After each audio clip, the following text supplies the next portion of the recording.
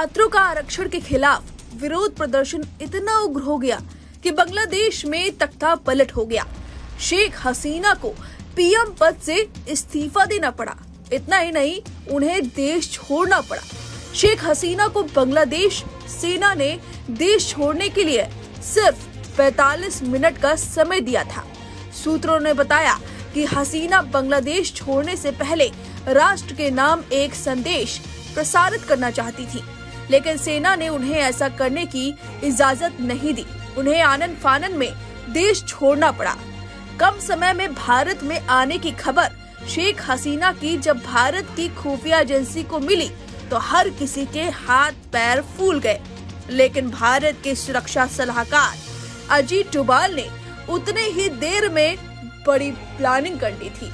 आमतौर पर जब किसी देश के राष्ट्राध्यक्ष भारत आते हैं तो उनका स्वागत दिल्ली के IGI एयरपोर्ट पर ही होता है, लेकिन शेख हसीना के साथ इस बार ऐसा नहीं हुआ। उनके प्लेन को यूपी के गाजियाबाद स्थित हिंडन एयरबेस पर लैंड कराया गया। सोशल मीडिया पर लोग इसके बारे में कई तरह के कयास लगाने लगे, लेकिन इसकी असली कहानी कुछ और ही है।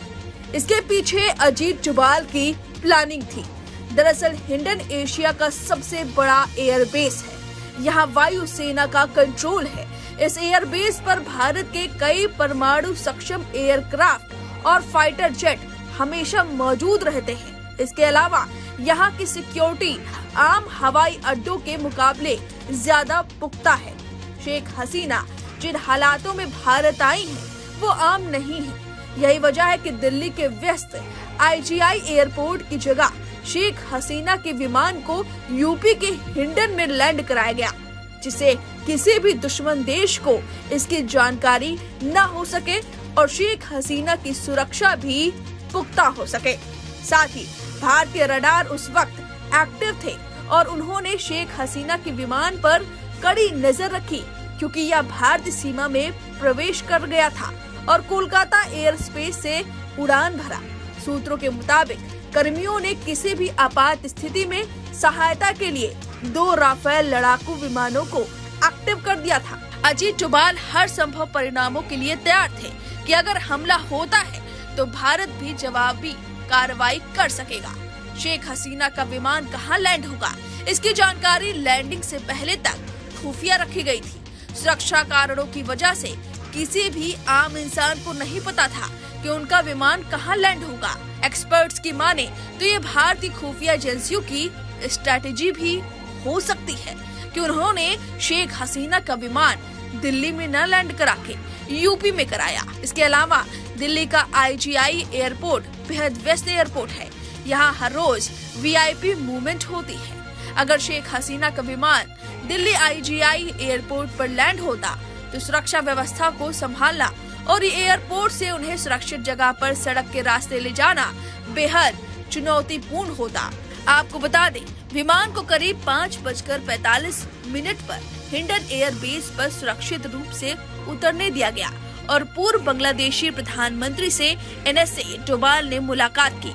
चर्चा के दौरान उन्होंने बांग्लादेश की मौजूदा स्थिति के साथ साथ आने वाले वक्त में उठाए जाने वाले कदमों पर भी चर्चा की। इसके बाद NSA पूरे मामले पर सुरक्षा मामलों की कैबिनेट समिति को जानकारी देने के लिए एयरबेस से बाहर चले गए। टॉप लेवल मीटिंग में प्रधानमंत्री नरेंद्र मोदी, गृह मंत्री अमित शाह, रक्षा मंत्री राजनाथ सिंह, विदेश मंत्री S जयशंकर और वित्त मंत्री N सीतारमण शामिल हुए। इस तरह से अजीत डोभाल ने पूरी प्लानिंग की थी। 45 मिनट का समय था। शेख हसीना बांग्लादेश से भारत आ रही थी। सुरक्षा के लिहाज से बड़ी चुनौती थी, लेकिन अजीत डोभाल NSA है और उनकी आंख बाज की तरह है। उन्होंने पहले ही सभी चुनौतियों को ठीक तरह से परखा और उसी तरह से बहुत अच्छी तरह से चीजों को संभाला। अब इस खबर पर आपकी जो भी राय है हमें कमेंट करके जरूर बताएं। न्यूज नेशन अब व्हाट्सएप पर खबरों की ताजा अपडेट के लिए न्यूज नेशन के इस QR कोड को स्कैन करें।